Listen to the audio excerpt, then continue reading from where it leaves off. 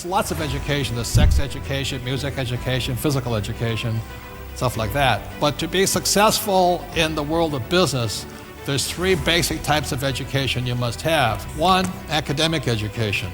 That's reading, writing, arithmetic. I didn't do very well here. It's very important. I'm not saying it's not important, it's extremely important. So academic is very important. Second is professional, where they become a doctor, a lawyer, secretary. In my case, I had two professions. My first profession was a sailor. I was a third mate on board oil tankers, and it was a good profession. And the second profession was as a pilot, and most of my friends went on to become airline pilots. I just didn't want to fly anymore. And the third is financial education. And what we'll be covering is this. As a young boy, I realized that I could beat my friends over here if I understood this. In other words, I can make a lot more money here than these guys here. The beauty of the world today is that, like when I went to work for Standard Oil of California, I got paid by the month. And if I was a pilot flying for the airlines, I got paid by the month.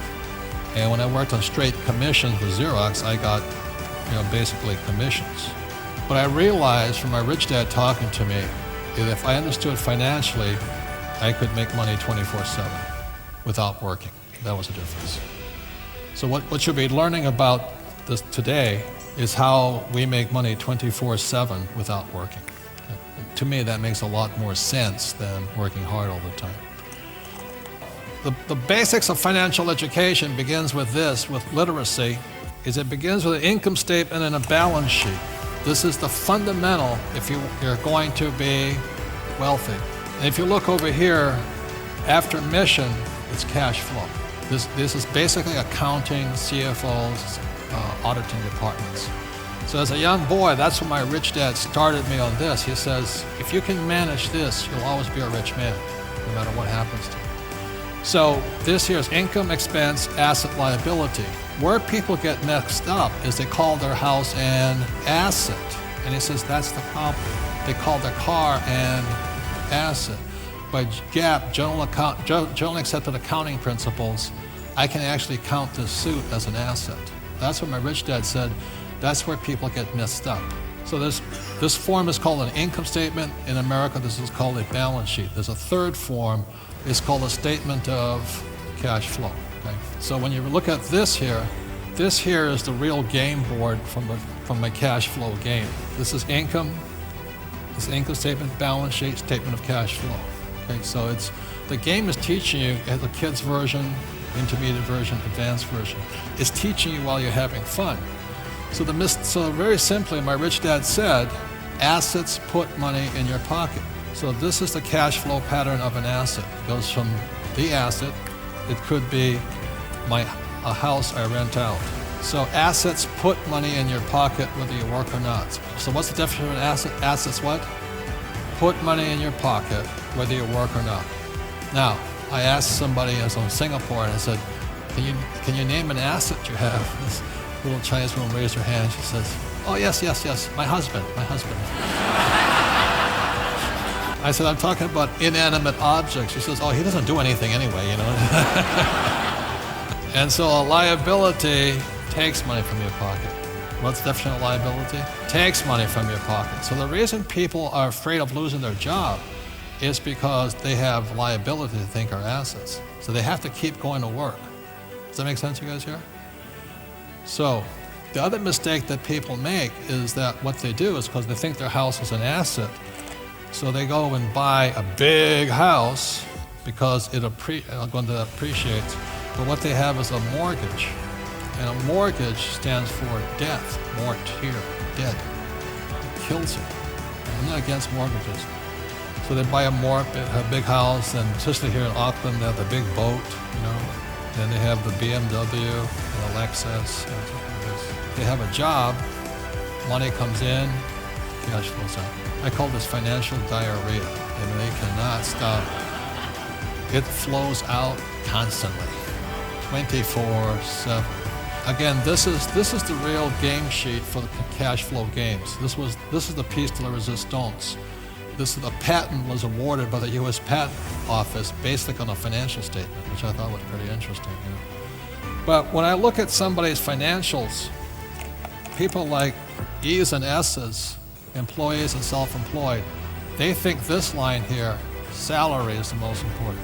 That's not what my rich dad and I was taught me to look for. He wanted me to look at these lines here: interest, dividends, real estate, businesses. It's this here that makes people rich, not this here. So the purpose of the cash flow board game was to train people to take this money coming in here, to come down this way and come back up here. That's it, okay? So the assets, there's 4 basic asset classes that make people rich. Number 1 is a business, and it's a business on this side. So you look at guys like Bill Gates, he founded Microsoft. Jobs created Apple. Murdoch has broadcasting. So business is the number 1 asset. That's why I went to learn how to sell, because you have to learn how to sell to be good in business. Second is real estate. My wife in 1989 started out with 1 rental unit. Now she has 1,400. Ken has 10,000. My wife has 1,400, and we have 2 houses. We count them as liabilities. We have 1 house in Arizona, 1 house in Hawaii. So we call those liabilities. We don't call them assets. The third asset class is paper: stocks, bonds, mutual funds, unit trusts, stuff like that. Now, in Malaysia, that's when I warned you, when I talked about unit trusts or mutual funds, and I talked about real estate, we had realtors and financial planners leave the room. They were very upset with what I said. It's not that I don't invest in unit trusts, I don't trust them. So that's the reason. We'll explain why later on. They're for a certain class of people, but it's probably the riskiest of all investments. Savings are included in here. And the third asset class are commodities. So me personally, I have gold. I took a gold mine public in China. I have a silver mine out of South America I took public. I have a copper mine now, an oil company, stuff like that. But I also hold physical gold, physical silver. And Mike Maloney will come up and explain why that's probably the best investment today is right here, because the dollar is crashing, all right? So please take a moment and every month, these things, whether I work or not, put money in my pocket. One of the problems of an S business is, in most cases, like a doctor, if they stop working, the income stops because they stop working. So these things here, 24/7, income's coming in. And that's what I was trained to do. So what you'll be learning about this today is how we make money 24/7 without working. To me, that makes a lot more sense than working hard all the time.